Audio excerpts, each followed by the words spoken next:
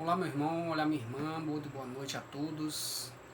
Nesta segunda-feira, dia 8 de novembro, iniciamos o nosso Evangelho do Lar com a vossa presença, com a presença dos nossos irmãos da espiritualidade, nossos guardiões que sempre nos auxiliam na realização desse nosso trabalho. E temos a grata satisfação de estarmos aqui registrando e compartilhando com os amigos, as pessoas que nesse momento se encontram buscando a elevação espiritual.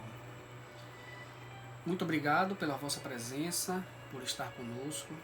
E antes de iniciarmos o nosso Evangelho, vamos fazer uma breve oração, uma prece de abertura, para que nós possamos estabelecer de forma plena o nosso contato com a espiritualidade que nos auxilia e então possamos estar fazendo de forma adequada o nosso Evangelho. Vamos nesse momento aquietar os nossos pensamentos. Vamos pedir a proteção dos nossos irmãos espirituais, que nesse momento muito nos auxiliam. Vamos elevar o nosso pensamento ao Deus, ao universo, pedindo-lhes amparo, auxílio e proteção para criar um ambiente propício à elevação das vibrações. E desta forma, possamos estar mais conectados com a espiritualidade e assim termos mais sensibilidade para captar as mensagens e os ensinamentos agora expostos a nós. Que assim seja.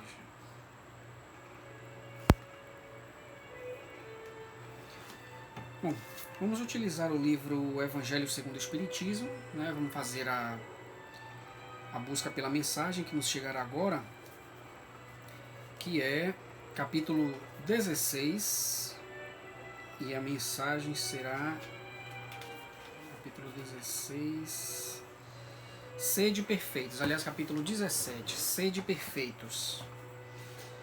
Vamos ler o 1 e o 2, né? os artigos 1 e 2. Caracteres da perfeição. Amai os vossos inimigos, fazei o bem àqueles que vos odeiam, e orai por aqueles que vos perseguem e que vos caluniam. Porque se não amais senão aqueles que vos amam, que recompensa com isso tereis? Os publicanos não o fazem também? E se vós não saudardes senão vossos irmãos, que fazeis nisso mais que os outros? Os pagãos não os fazem também? Sede, pois, vós outros perfeitos, como vosso Pai Celestial é perfeito. Uma vez que Deus possui a perfeição infinita em todas as coisas, esta máxima, sede perfeito como vosso Pai Celestial é perfeito, tomada ao pé da letra, pressuporia a possibilidade de se atingir a perfeição absoluta. Se fosse dada à criatura ser tão perfeita quanto o Criador, ele tornar-se-ia igual, o que é inadmissível. Mas os homens aos quais Jesus se dirigia não teriam compreendido essa nuance. Se ele se limitou a lhes apresentar um modelo e lhes disse para se esforçarem por alcançá-lo. É preciso, pois, entender por essas palavras a perfeição relativa, aquela da qual a humanidade é suscetível e que mais se aproxima da divindade. Em que consiste essa perfeição? Jesus disse: amar os inimigos, fazer o bem àqueles que nos odeiam, orar por aqueles que nos perseguem. Ele mostra, assim, que a essência da perfeição é a caridade em sua mais larga acepção, porque ela implica a prática de todas as outras virtudes.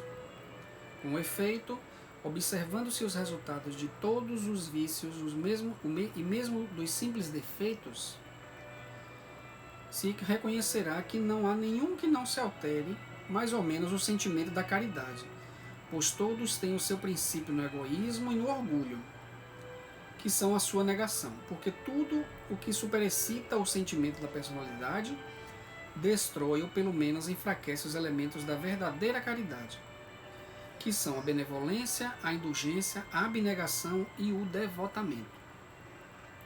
O amor ao próximo, levado até o amor dos inimigos, não podendo se aliar com nenhum defeito contrário à caridade, é por isso mesmo sempre um indício de maior ou menor superioridade moral, de onde resulta que o grau de perfeição está na razão direta da extensão desse amor.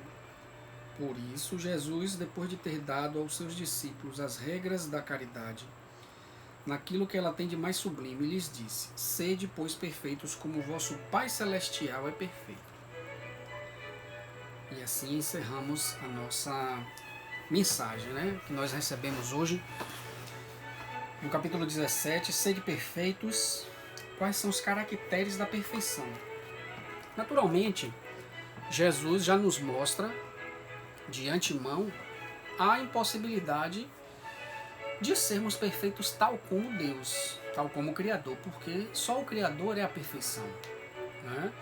E se nós alcançássemos uma perfeição, se envolvêssemos essa possibilidade, seríamos iguais a Deus, o que, como a própria mensagem nos traz, é inadmissível. Porém, o que é que o Jesus nos diz? Qual é que é a mensagem do Evangelho, que é o grande guia, nos diz? Sede perfeitos como o seu Criador. Ou seja, através das ações de caridade, através das ações de benevolência, através das ações de abnegação, através das ações de devotamento, conseguiremos então alcançar a perfeição. Ah, mas espera aí, é tudo muito simples, é tudo muito palpável desta forma? É aí que está o desafio. É simples de fato. Por que é simples? Porque nós humanos temos a grande ilusão de que os outros, as outras pessoas é que nos moldam. As outras pessoas é que nos atiçam. As outras pessoas é que nos estimulam ou desestimulam. Entretanto, nós não temos qualquer controle sobre qualquer que seja a ação das outras pessoas. Concordam comigo? Nós não temos nenhum tipo de controle, nós não temos nenhum tipo de interferência naquilo que o outro nos dá. Porém, nós temos todo e qualquer controle, todo e qualquer domínio sobre aquilo que nós fazemos. E aí vem o convite: amai-vos uns aos outros. No primeiro momento, esse é o ensinamento principal que Jesus nos trouxe. Amai-vos uns aos outros. No momento que nós falamos amai-vos uns aos outros, muitas vezes a gente confunde. Como é que nós podemos amar todas as pessoas se nós sequer conhecemos todas as pessoas? Como é que as pessoas podem me amar se as pessoas sequer sabem quem eu sou? Como é que eu posso amar as pessoas se eu olho as pessoas e as vejo cometendo tantas sandices, cometendo tantas irregularidades, sendo pessoas tão desonestas, tão desleais, tão egoístas? Como que eu posso amar essas pessoas? E aí nós retornamos ao primeiro momento que nós estávamos conversando. Qual tipo de controle nós temos sobre as práticas individuais das outras pessoas? O que é que nós podemos esperar de resultado quando nós estabelecemos para com as outras pessoas um sentimento de reprovação ou aprovação pelos seus atos? Será mesmo que no momento em que eu olho para os meus irmãos e os vejo cometendo crimes, os vejo cometendo erros, falhando, o meu olhar, a minha reprovação, até mesmo a minha intervenção: olha, você está agindo errado, por que você está fazendo isso? Não faça desta forma. Qual o tipo de controle que eu terei sobre as ações daquela pessoa, sobre as ações dos outros, sobre a forma como as pessoas levam a sua vida? Podemos sim estimular, podemos sim interferir no sentido de apoiar ou às vezes até de ofender, de levar para a situação ainda pior. Porém, ainda assim, as ações dos outros não nos são controlados. Nós temos nós não temos qualquer possibilidade de intervir de modo a dizer que só o fato de a pessoa ter mudado, de ter melhorado, foi por minha causa. Não. Foi por causa basicamente da interação daquela pessoa, da mudança íntima daquela pessoa. Você serviu, eu servi como inspiração, como estímulo, como um exemplo. Tá, Léo, mas onde é que você quer chegar com isso?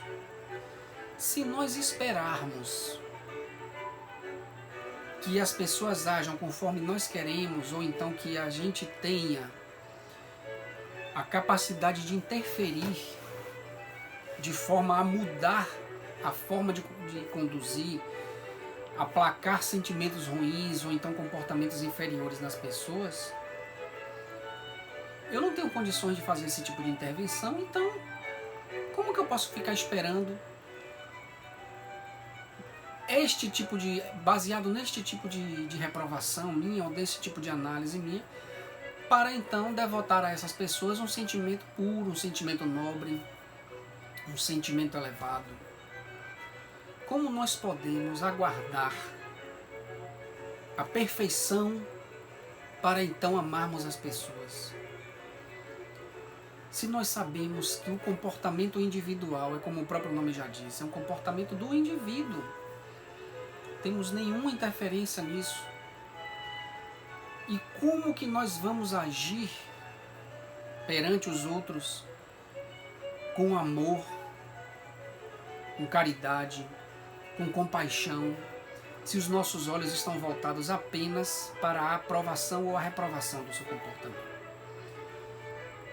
Mas espera aí, eu entendi então que eu não posso ficar aguardando que as pessoas tenham comportamentos louváveis para que eu tenha por elas um sentimento nobre. Mas por que eu teria então? Que sentimento nobre eu devo devotar? Qual que é o sentimento de amor? Como é que eu posso pensar em amai-vos uns aos outros? Se eu não conheço todas as pessoas, se eu não convivo com todas as pessoas? Pelo simples ato de aceitar o tempo, aceitar a evolução, aceitar o momento espiritual de cada pessoa do mundo inteiro, os povos do mundo. Então, se eu estimulo um preconceito dentro de mim contra determinado tipo de pessoa, contra determinada sociedade, ou contra determinado país, eu estarei amando aqueles seres? Eu estarei amando a humanidade? Não gosto de pretos, não gosto de brancos, não gosto de asiáticos. Eu estou dizendo que aquelas pessoas, independente de quem seja, eu não conheço aquelas pessoas não estão no meu dia a dia, mas eu tenho um vínculo espiritual com aquelas pessoas. Por que eu tenho um vínculo espiritual? Porque a rede espiritual, a conexão espiritual é toda baseada no sentimento.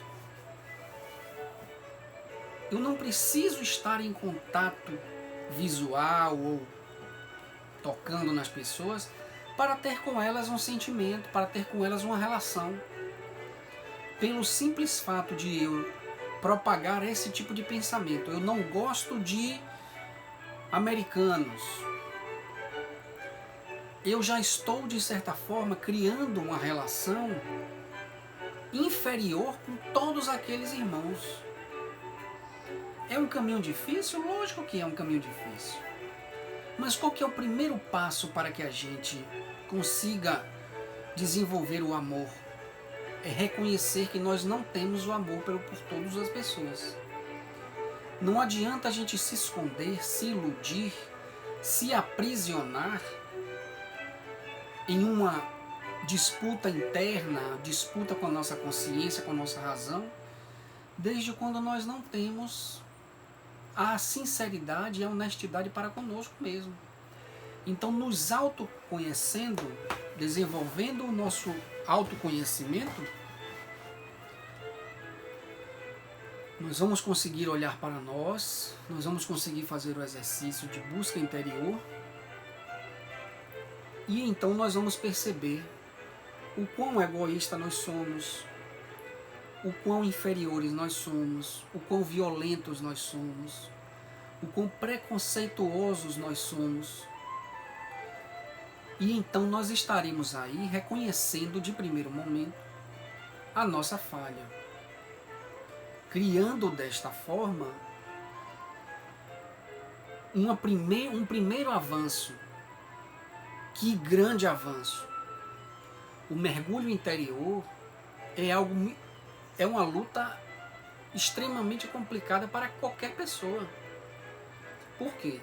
Porque dentro da nossa consciência esconde o nosso verdadeiro eu, a nossa verdadeira personalidade, e é através da negação do outro, é através de apontar o dedo para o outro, que eu me defendo das minhas próprias imperfeições.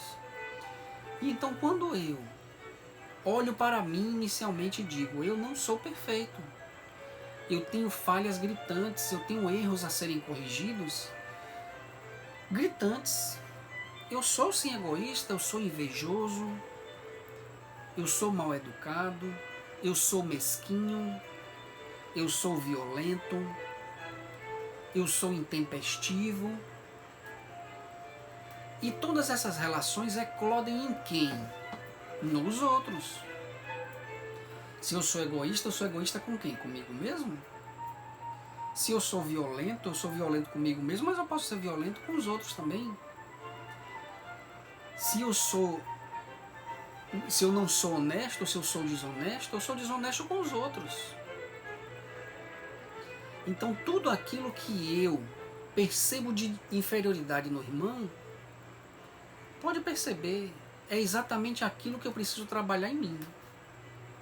Mas eu me escondo atrás desse comportamento de julgar, de negar as pessoas, e então, além de eu criar um vínculo kármico inferior, eu ainda perco a oportunidade e perco tempo na minha reforma íntima, porque eu estou atento ao que está acontecendo ao meu redor, mas eu estou muito pouco atento ao que está acontecendo comigo. E então, irmãos, e então, irmãs, eu observo da seguinte maneira: se nós queremos amar uns aos outros, o primeiro passo é enxergar as nossas deficiências e colocar empenho em tratar as minhas deficiências. O exercício no dia a dia de melhora íntima perpassa por uma boa relação, por uma boa convivência espiritual com todos os nossos irmãos. Porque para eu me melhorar, para eu me desenvolver espiritualmente, obrigatoriamente, eu preciso ser caridoso, eu preciso ser indulgente, eu preciso ter compaixão, eu preciso ter leveza, eu preciso ter dedicação, eu preciso ser uma pessoa abnegada. E a nossa centelha divina, o Deus que existe dentro de cada um de nós, aflora, e é aí nesse momento que nós nos tornamos pessoas evoluídas em busca da perfeição, porque todo trabalho que é feito, qualquer que seja esse, que não seja voltado para o desenvolvimento espiritual, nos traz lástima, nos traz lamúria e nos traz decepção, ou no momento atual ou no momento futuro. Então que nós saibamos aprender que quando Jesus nos diz amai-vos uns aos outros, Ele está querendo nos dizer o seguinte: não precisa você ter uma relação íntima com todas as pessoas, basta que você entenda que cada pessoa tem o seu momento espiritual, cada pessoa tem a sua busca, e você também é uma pessoa que precisa desenvolver a sua busca. Exercite o autoconhecimento, pergunte-se a si mesmo: quem sou eu? O que eu estou fazendo? Quais são as minhas falhas? E assim nós estaremos construindo uma elevação, porque isso é um exercício individual e vai sanando e vai eliminando lentamente a possibilidade que nós temos de estarmos atacando, reprovando e nos fechando contra os demais irmãos, estabelecendo dessa forma uma consolidação e o enraizamento de todos esses comportamentos inferiores. É isso, pessoal. Esse foi o nosso evangelho do dia. Sede perfeitos, caracteres da perfeição. E é com muita satisfação que nós vamos encerrar nesse momento, né? Vamos fazer uma oração de encerramento, agradecendo a Deus pela oportunidade que nós estamos tendo de nos conectarmos, de buscarmos a nossa elevação espiritual, a nossa consciência espiritual, e que desta forma a gente consiga, no nosso trabalho individual, lentamente, gradativamente e de forma consistente, auxiliar na evolução do planeta como um todo, porque cada um vai buscando o seu melhoramento, a sua reforma. Tem muita gente que não está contribuindo. Façamos a nossa parte e oremos por essas pessoas. Quando nós falamos dos inimigos, quando o Evangelho nos traz a palavra amai os vossos inimigos, não precisa ser aquelas pessoas com que você tem dívidas emocionais, aquelas dívidas viscerais. São aquelas pessoas que não comungam com o seu pensamento, que não comungam com as suas ações. Então, todo mundo que não está alinhado com o seu momento são pessoas que são alheias a você. Então, que nós tenhamos essa capacidade de orar por nossos irmãos. Porque existem pessoas que estão orando por nós sem que a gente saiba, tá? Vamos agora aquietar o nosso pensamento.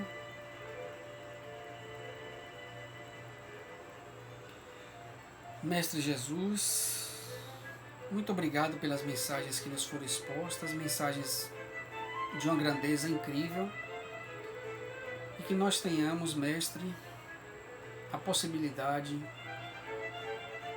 de praticarmos os ensinamentos, de fortalecermos a nossa consciência, de modo que esses ensinamentos possam penetrar e possam se converter em atos que venham a nos elevar, que venham a nos auxiliar no processo de reforma íntima. Muito obrigado, Deus, por mais esse momento. Obrigado aos nossos espíritos auxiliares, aos nossos irmãos da espiritualidade superior, que tanto nos auxiliam neste momento de evangelização. Vamos estender as nossas orações, as nossas mentalizações aos irmãos que se encontram enfermos, que se encontram aprisionados, que se encontram abandonados, cativos, em estado terminal da sua vida material, e aqueles espíritos que se encontram em estado de perturbação, em estado de sequestro mental, em estado de hipnose, em estado de manipulação. Que a centelha divina que existe em cada um deles possa se sobrepor ao mal, possa se sobrepor aos sentimentos inferiores, e que desta forma possam ser auxiliados na sua busca pela elevação. Que assim seja.